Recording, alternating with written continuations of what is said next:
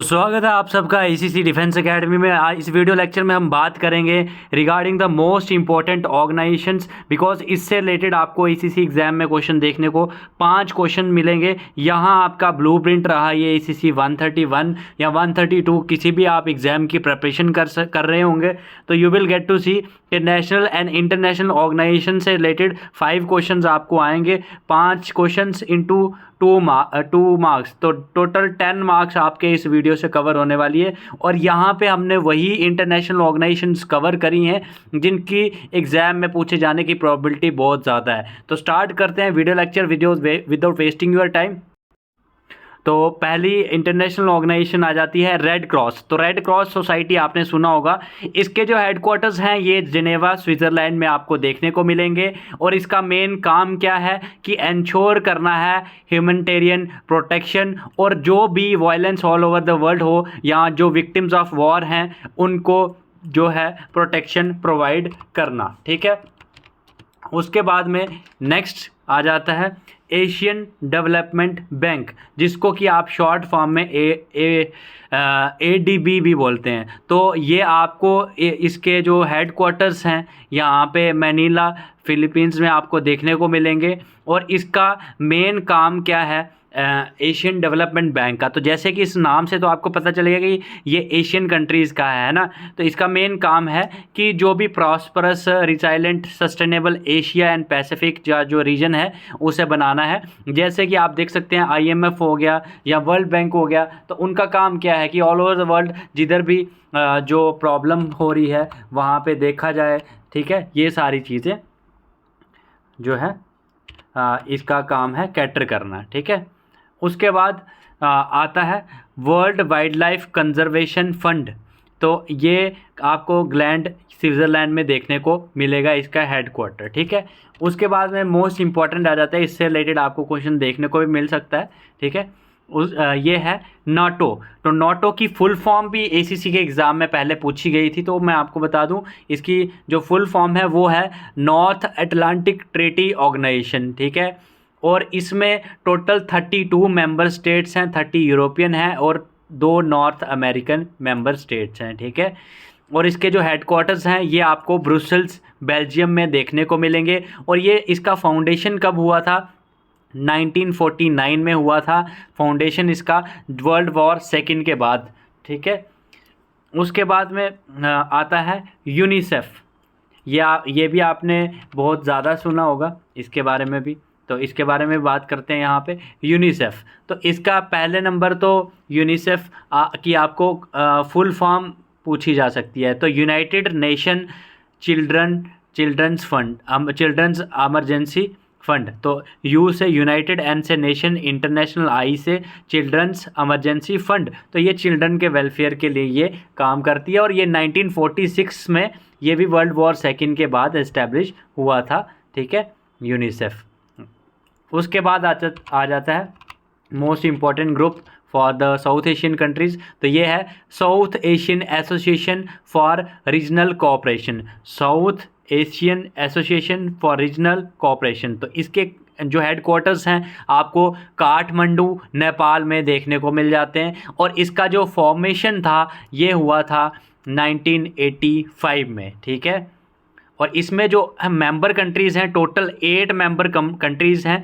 तो comment box में comment करें कि कौन कौन सी वो मेंबर कंट्रीज़ हैं, देखते हैं कितने कैंडिडेट्स को पता है। ठीक है।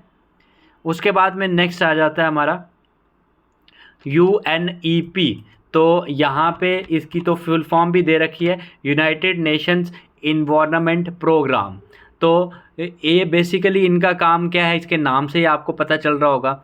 ठीक है ना। ये रिस्पॉन्सिबल है फॉर कोऑर्डिनेटिंग रिस्पॉन्सेज, जो भी इन्वायरमेंटल इश्यूज़ हैं UN के अंडर वहाँ पे इनको कोऑर्डिनेट करना। ठीक है। इसका मेन पर्पस यही है। और एनकरेज करना है कि अच्छा इन्वायरमेंट बनाया जाए ऑल ओवर द जो भी वर्ल्ड कंट्रीज़ हैं। तो ये इसके जो हेडक्वार्टर्स आपको देखने को मिलेंगे, तो हेडक्वार्टर्स आपको इसके मिलेंगे केनिया में देखने को। नैरोबी जगह है जो कि केनिया में है। ठीक है, वहाँ पे इसके हेडक्वार्टर्स देखने को मिलेंगे। फिर उसके बाद में आ जाता है WTO, मोस्ट इम्पॉर्टेंट वन। तो इसके भी हेडक्वार्टर्स आपको जिनेवा स्विट्ज़रलैंड में देखने को मिलेंगे। और डब्ल्यूटीओ की फुल फॉर्म अगर पूछी जाती है एग्जाम में, देखो एग्जाम में दो तरह से ही इसके क्वेश्चन पूछे जा सकते हैं। एक तो हो सकता है कि इंटरनेशनल ऑर्गेनाइजेशन की आपको फुल फॉर्म पूछ ली जाए, दूसरा तरीका ये हो सकता है कि इसके हेडक्वार्टर्स कहाँ हैं, ठीक है ना। और कम प्रोबेबिलिटी ये है कि आपको हो सकता है किसी ऑर्गेनाइजेशन का ये भी पूछा जाए कि इसका मेन प्राइमरी टास्क क्या है। तो जैसे डब्ल्यूटीओ है, इसीलिए मैं आपको थोड़ा थोड़ा एक आइडिया दे रहा हूँ कि इसका टास्क क्या है। तो जो डब्ल्यूटीओ है इसका क्या है कि ग्लोबली जितने भी ट्रेड रूल्स हैं कोई नेशंस के बीच में, उनको अच्छे से मैनेज करा जाए, ऑल ओवर द वर्ल्ड अच्छा ट्रेड हो जिससे इकोनॉमी बूस्ट हो, ये चीज़ है, ये इसका मेन टास्क है, ठीक है। उसके बाद में नेक्स्ट आ जाता है ऑर्गेनाइजेशन ऑफ अमेरिकन स्टेट्स। तो ये आने की प्रोबेबिलिटी एग्ज़ाम में कम है, ठीक है। उसके बाद म्यूचुअल इकोनॉमिक असिस्टेंस काउंसिल, तो कॉन ये माउथ में है। उसके बाद आ जाता है वर्ल्ड काउंसिल ऑफ चर्चेस, तो ये भी जिनेवा स्विट्ज़रलैंड में आपको देखने को मिलेगा, ये चर्चेस से रिलेटेड है। उसके बाद में यूरोपियन एनर्जी कमीशन, तो ये भी जिनेवा स्विट्ज़रलैंड में आपको देखने को मिलेगा। बहुत सारे जो आपको देखने को मिलेंगे इंटरनेशनल ऑर्गेनाइजेशन जिनका जिनेवा में स्विट्ज़रलैंड जिनेवा में हेडक्वार्टर है, ठीक है। उसके बाद में नेक्स्ट फिर से जिनेवा छाया हुआ है हर जगह पे, ठीक है। तो बात करते हैं, बट बिफोर दैट मैं आपको बता दूं आप सबके लिए एक नया अपडेट है अभी कि ACC 131 और 132 में जो भी कैंडिडेट्स जा रहे हैं उनके लिए अभी नया बैच लॉन्च हो रहा है, जिसमें हम आपको फुल प्रिपरेशन 0 लेवल से अभी करवाएंगे। जैसे आप कोर्स ज्वाइन करते हैं आपको फुल PDF नोट्स मिलेंगे नए पैटर्न के, जिसमें पूरी थ्योरी, MCQs, वन लाइनर सब कुछ कवर होगा। फुल रिकॉर्डेड क्लासेस आपकी रहेंगी, daily live classes, mock test, practice set, previous year solve papers, A to Z facility आपको प्रोवाइड करी जाएगी। तो अगर आपको अभी होली का जो है ग्रैंड ऑफर चल रहा है ACC डिफेंस एकेडमी एप्लीकेशन पे, अगर आपको ये कोर्स ज्वाइन करना है तो अभी क्या, अभी हमें व्हाट्सएप करें 8120745966 पे, आपको पूरा A to Z जो है हम यहाँ पे प्रिपरेशन करवा देंगे, आपको बिल्कुल भी घबराने की ज़रूरत नहीं है। और अभी के टाइम पे अगर आप एनरोल करते हैं तो होली के जो ग्रैंड ऑफर हैं उसमें आपको काफ़ी ज़्यादा डिस्काउंट मिल जाएगा। तो पूरे डिस्काउंट ऑफर के लिए हमें व्हाट्सएप करें 8120745966 पे, आपको पूरी कोर्स डिटेल्स भी बता दी जाएंगी। तो आते हैं दोबारा अपने क्वेश्चन पे, ठीक है। European free trade association ECTA, तो जिनेवा स्विट्ज़रलैंड में इसके भी हेडक्वार्टर्स आपको देखने को मिलेंगे। United nation high commission for refugees, तो ये जिनेवा स्विट्ज़रलैंड में देखने को मिलेंगे। इंटरनेशनल एटॉमिक एनर्जी एजेंसी, तो IAEA वियना में आपको देखने को इसके हेडक्वार्टर्स मिलेंगे, जो कि फ्रांस में है। उसके बाद में united Nations conference on trade and development, तो जिनेवा स्विट्ज़रलैंड आपका फेवरेट। एम्नेस्टी इंटरनेशनल, ये आपको लंदन में देखने को मिलेगा। उसके बाद में ये इम्पोर्टेंट है यूनेस्को, ठीक है।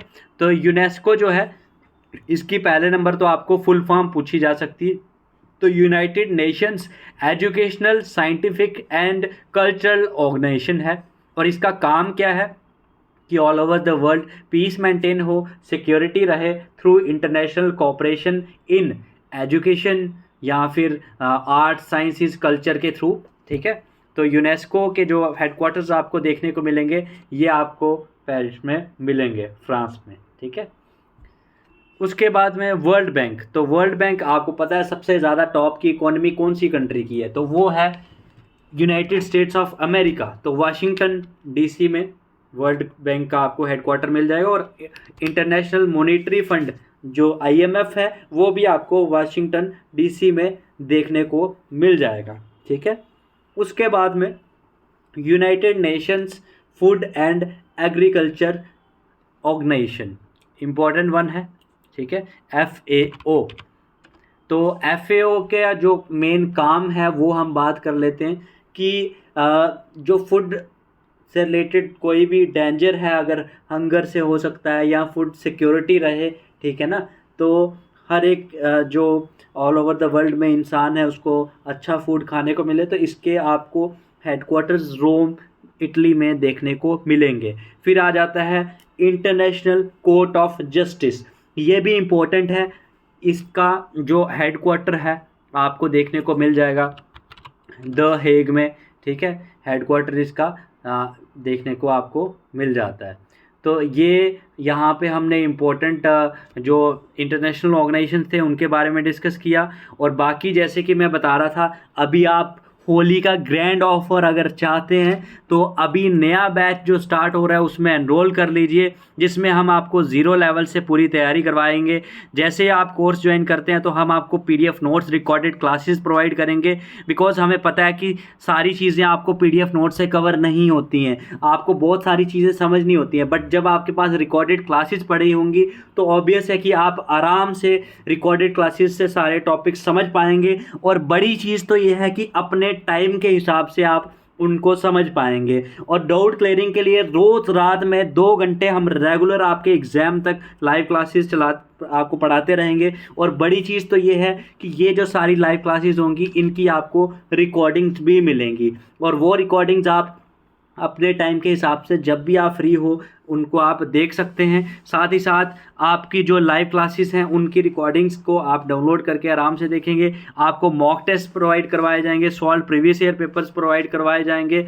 और फुल डिटेल्स अगर आपको इस बैच की चाहिए जो कि आप गारंटेड टॉप 500 की रैंकिंग में आना चाहते हो तो अभी के अभी हमें व्हाट्सएप करें, या फिर डायरेक्टली ACC डिफेंस एकेडमी की application from the play store download करिए। कोर्सेज सेक्शन में जाके ACC 131 न्यू बैच या ACC 131 + 132 बैच में जाके जैसे ही आप क्लिक करेंगे वहाँ पे आपको होली ऑफर मिलेगा। होली ऑफर पे क्लिक करने के बाद आप जैसे ही पेमेंट कंप्लीट करेंगे इस तरह के hand written PDF notes, recorded classes, live classes आपकी शुरू हो जाएंगी। या फिर अगर आप अपने एड्रेस पे बुकलेट्स चाहते हैं तो वो भी आप मंगवा सकते हैं। न्यू पैटर्न की बुकलेट्स हैं, अपडेटेड कंटेंट है, सारा का सारा आपके एड्रेस पे विदिन 4 to 5 वर्किंग डेज हम प्रोवाइड करवा देते हैं, चाहे आपको यूनिट के एड्रेस पे चाहिए या फिर घर के एड्रेस पे चाहिए। So thank you so much for watching the video, and इस वीडियो को ज़्यादा से ज़्यादा शेयर करिए ACC कैंडिडेट्स के साथ, बिकॉज जितना ज़्यादा कंटेंट आपको पढ़ाई करने के लिए मिलेगा उतनी ज़्यादा आपकी अच्छी रैंकिंग आएगी। बिकॉज इस बार आपका एग्जाम भी 5 जुलाई को हो रहा है, तो एग्जाम भी आपका पास आ गया है। So thank you so much and wish you all the very best.